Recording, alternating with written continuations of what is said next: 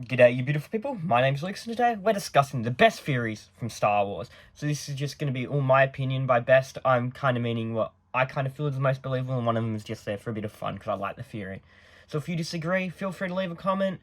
If you just want to leave a comment anyway, that'd be much appreciated. If it's within the first week, I will respond to every single comment on this video.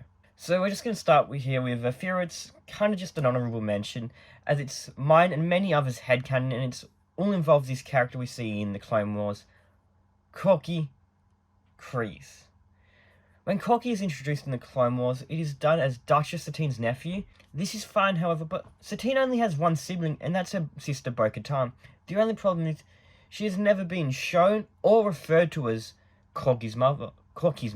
So, who's his parents? Me and many others believe he is a secret son of Satine and her longtime love, Obi-Wan Kenobi, and who can really blame her because that man's... With the two falling in love when the young Obi-Wan had been sent on a mission to protect her, and during this mission the two fell in love, to the point Obi-Wan was willing to leave the Order if she had just asked him. The evidence doesn't end there. There are many similarities in opinion between Corky and Satine and Obi-Wan, with him being an almost perfect combination of the two, and this is what led to me and many others believing this a very credible theory. The next theory I want to talk about surrounds those cute little teddy bears we see in episode 6, the Ewoks. Are they really as cute and cuddly as Disney would like us to think? At the very end of Return of the Jedi, during the party scene, we can see Ewoks drumming away on a bunch of different Stormtrooper helmets. So what happened to the Stormtroopers that own those helmets? Well, let me remind you what happened earlier in Jedi when Han, Chewie, and Luke first met these Ewoks, where they ended up capturing them and were going to cook them until C-3PO had to step in and save them, as the Ewoks believed him to be their god. And this is exactly what I believe the Ewoks did to the Stormtroopers they stole their helmets from. Now, let's be realistic. Would a population of wild hunters really give up the opportunity for free meat, which we already know they were willing to eat? So maybe keep this in mind next time you watch through this seemingly fun scene that may have some darker connotations. My next theory I'd like to share in this video is an oldie, but it's a goodie, and it surrounds one of our favourite bounty hunters, Boba Fett.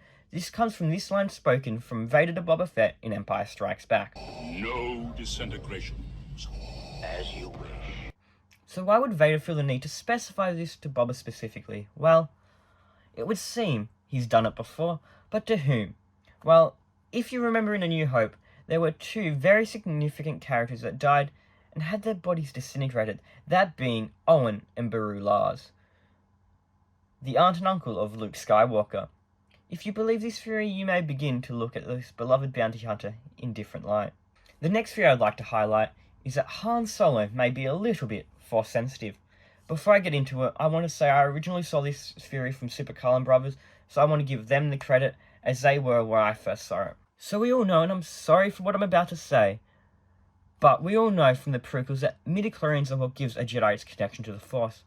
While to be more specific, having a high count is what gives a Jedi the power, as even the average galactic citizen has midichlorians. As we all know, the Force is a living field that is created by all living beings.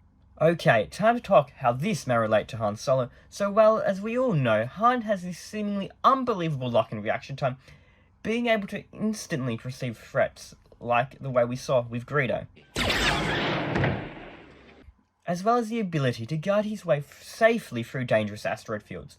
Now this is given even more credibility from Episode 9 after the original theory was created, where we see Han coming back in a way similar to a Force ghost to Kylo. If he had some sense of Force sensitivity, it would make sense that he would be able to project his life force through the Force similarly to a Force ghost. Now I don't believe he had the required midichlorian count to be a Jedi, or properly wield the Force at all, but he has a little less than what is required to be a Jedi, but still having more than the normal civilian in Star Wars, thus giving him above average human reflexes and this perceived lock. And now my final theory. For a bit of fun, I'm going to talk about a theory I mainly like just because it's so much fun and somehow has a bunch of evidence. And that of course is Darth Jar Jar. In the prequels we see Jar Jar may not be the bubbling buffoon he acts like, with many believing this is just an act, with him truly being a Sith or at least a dark side Force user with some affiliation with the Sith. For one, he was literally the one that allowed Palpatine to gain emergency power, leading him to be able to establish the Empire. This is not all. We actually see him seemingly use mind tricks when talking to others.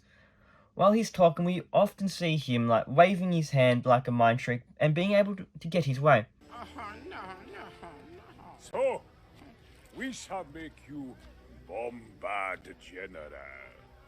And not just that one. Misa proposed that the Senate give immediately emergency powers to the Supreme Chancellor. Multiple occasions of this happening. It seems something might be going on here. But it's not just mind tricks. Look at this scene from Phantom Menace.